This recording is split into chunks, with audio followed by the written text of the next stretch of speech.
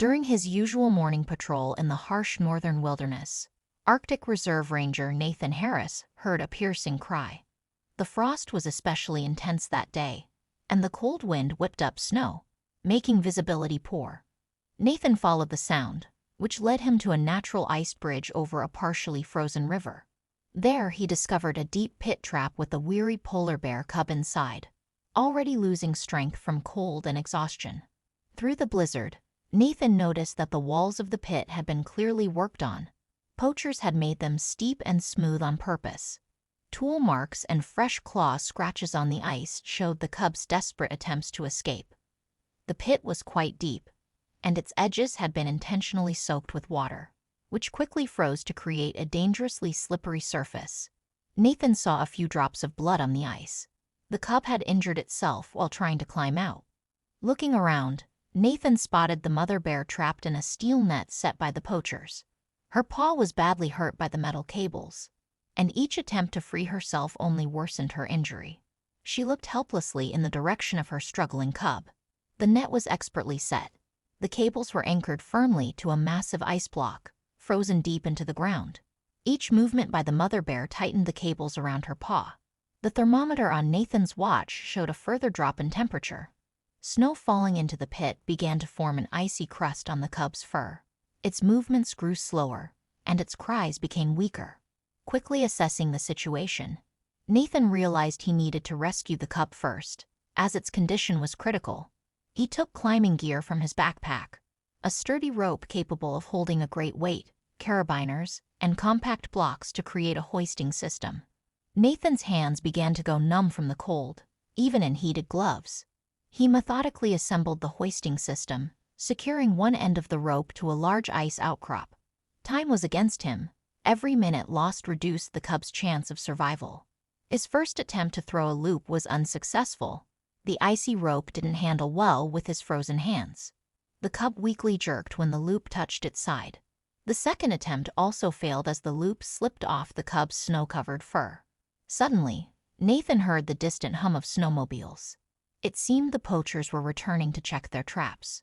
The ranger sped up his actions, realizing he had less time. The third attempt was successful, the loop securely wrapped around the cub. Lifting it required great care. Any sudden movement could hurt the weakened cub. Nathan slowly pulled the rope, trying to keep the cub away from the sharp ice edges. The hum of snowmobiles grew louder. With one final pull, the cub was on the surface. Its body was covered in a layer of ice, and its breathing was irregular. Nathan quickly examined the cub. Besides multiple small cuts, there were no severe injuries, but hypothermia posed a real threat. Taking a special thermal blanket from his backpack, he carefully wrapped the cub. The cub didn't resist. It seemed to understand that the man was trying to help. Its eyes were half closed from exhaustion, but they showed trust. Hiding the cub behind a large snowbank, Nathan returned to the mother bear. The lock on the chain was more complicated than he expected. The poachers had used a tamper-proof mechanism. Nathan's fingers trembled from the cold as he pulled out a multi-tool. The mother bear unexpectedly became calm, as if realizing that this man was trying to help. Her breath created clouds in the frosty air, and her dark eyes watched his every move. Nathan noticed that the blood on her paw had started to freeze. The sound of approaching snowmobiles grew louder. Now Nathan could make out voices. The poachers were talking among themselves, clearly pleased with the prospect of their catch. The ranger doubled his efforts, working on the lock. The mechanism was tricky. Any wrong move increased the pressure on the mother bear's paw. Nathan acted cautiously, using his knowledge of such devices. His hands moved methodically despite the freezing cold and rising tension. The first level of security was disabled after a few minutes. Nathan heard a quiet click inside the lock. One of the blocking mechanisms was deactivated. There were 2 more levels to go, and time was running out. The poachers appeared suddenly. 3 armed men emerged from the snowstorm. The leader, a tall man with a gray beard, was the first to notice the empty trap. His face twisted in anger when he saw the tracks in the snow. The second poacher immediately headed toward the captured mother bear. Nathan continued to work on the lock, trying to stay hidden behind the massive bear. His fingers instinctively found the right mechanism. The second level of security was bypassed. Only the final, Most difficult one remained. One of the poachers spotted movement and raised his gun. "Hey, someone's there!" he shouted, stepping forward. Nathan knew that time was running out. His fingers found the last mechanism in the lock. A sudden gust of wind lifted a veil of snow, momentarily blinding the poachers. That brief moment was all he needed.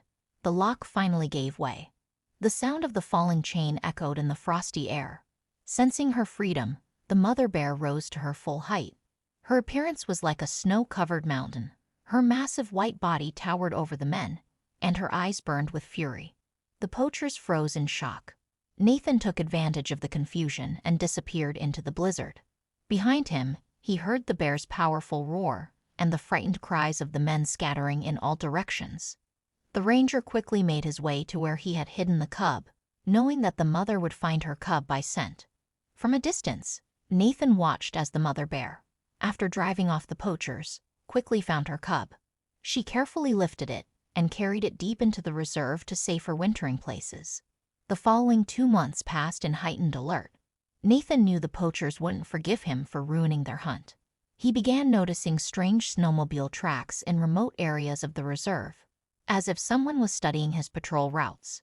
On that fateful day, the temperature dropped even lower than usual.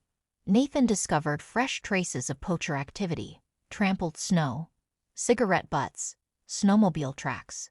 He took out his camera to document the evidence, unaware that he was already in someone's crosshairs. The first shot sounded like a pop. The poachers were using blanks, aiming to drive the ranger into a trap. Nathan dodged, but 4 armed men had already surrounded him. Among them, he recognized the gray-bearded leader. "Playing hero, are you?" The leader sneered, signaling his men to close in. His eyes were as cold as the ice around them. Nathan tried to reach for his radio, but a strong blow to his back knocked him down. The villains acted quickly and professionally, clearly not for the first time. Strong ropes painfully cut into the ranger's wrists. One of the poachers methodically searched his backpack, throwing out all his equipment into the snow. The radio went into a snowbank, followed by his phone. The leader pulled out a map and pointed to a spot. "There," he commanded, pushing Nathan forward. They walked for about an hour through deep snow, venturing further into deserted territory. The frost grew sharper, and the wind began to pick up a blizzard. With each step, Nathan realized the situation was growing more hopeless. This part of the reserve was rarely patrolled, and in this weather, there was no hope for help. The poachers had clearly chosen a place where no one would disturb them.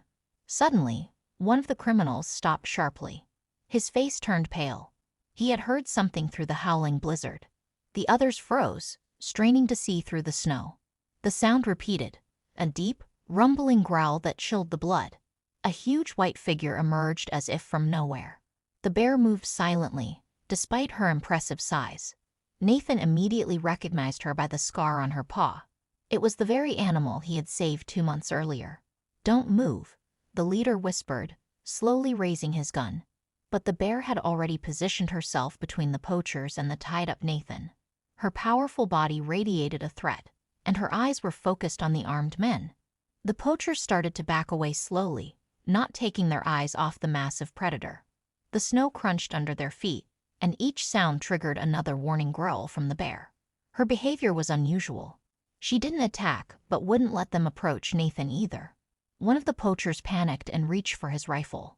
The bear reacted instantly. Her growl grew louder, and her stance became more threatening.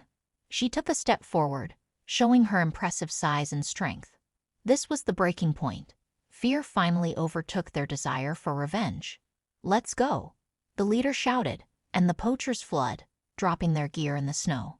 Their heavy breathing and the crunch of snow underfoot slowly faded into the blizzard. The bear remained motionless, closely watching the retreating criminals. Her muscles were tense, ready to act if anyone decided to return. Only when the last sounds of footsteps dissolved into the wind did she turn to Nathan. Her approach, despite the recent rescue, made his heart race. A huge predator weighing over half a ton could end a human's life with a single swipe. Yet her movements were surprisingly gentle. She stopped a few steps away from Nathan and sniffed. There was recognition in her eyes. She remembered the scent of the man who had saved her and her cub. The bear tilted her massive head, her black nose almost touching the snow as she sniffed at the ropes binding Nathan's hands. Suddenly, the blizzard intensified, reducing visibility to nearly zero. But the bear seemed to be waiting for this. In the relative cover of the swirling snow, she cautiously moved closer to the ropes. Her warm breath thawed Nathan's frozen hands. To Nathan's amazement, the bear began to gently chew through the ropes. Her enormous teeth, capable of ripping through sealskin, worked with incredible precision, avoiding touching Nathan's skin. One by one, the knots gave way until Nathan was completely free. After releasing him, the bear took a few steps back, but didn't leave. She seemed to be waiting for him to stand and gather himself. Nathan slowly got up, stretching his stiff limbs. His wrists were red from the ropes, but fortunately, there were no serious injuries. "Thank you," he whispered, looking into the animal's dark eyes. The bear tilted her head slightly, as if understanding the word. In that moment, an extraordinary bond formed between human and wild animal. Two beings who had saved each other stood together in the vast Arctic wilderness. Nathan knew he had witnessed something unique. A predator known for its ferocity had shown not only remarkable memory, but also compassion. The bear didn't just recognize him. She had repaid her debt by saving him from mortal danger after a few more seconds. The bear turned and calmly walked into the depths of the snow-covered tundra. Her massive form slowly disappeared into the blizzard, leaving only a trail of footprints in the snow and an incredible story of mutual salvation. This encounter forever changed Nathan's understanding of wild animals. He realized that even the most fearsome predators were capable of gratitude and kindness. In the harsh conditions of the Arctic, where ancient survival instincts ruled, a remarkable bond between human and wild animal had been possible.